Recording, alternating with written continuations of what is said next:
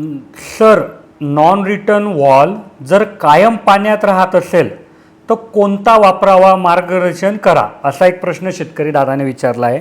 तर बघा, non return वॉलच्या मधून कोणताही घ्या, त्यात तर सातत्याने पाणी राहणार आहे, तर त्याच्यामुळे ती अडचण नाही.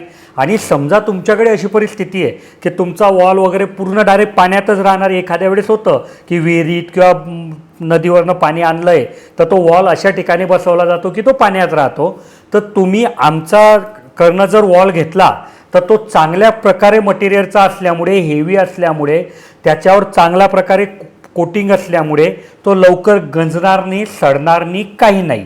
तर हा झाला बनावटीचा विषय. आणि आता त्याचं कार्यपद्धती, तर कधी पण तुम्ही नॉन रिटर्न वॉल जर घेणार असाल तर तो बॉलवाला घेतला पाहिजे. कारण झापडवाला जो नॉन रिटर्न आहे याच्यामध्ये ही जी झापड असते ना, ही चांबड्याची बनलेली असते, तर ही सतत पाण्यात राहिल्यामुळे सडते आणि मग तुमचा वॉल काम करत नाही. हा एक प्रॉब्लेम आहे.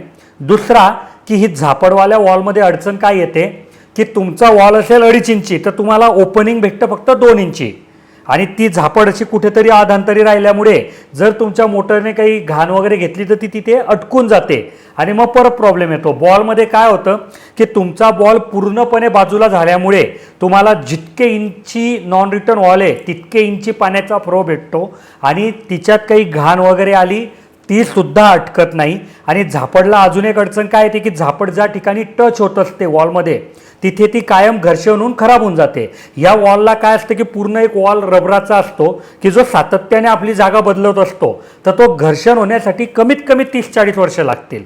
तर तुम्ही ह्या सर्व क्वालिटी बघून नॉन रिटर्न वॉल घ्या, तुम्हाला कुठलीही अडचण येणार नाही.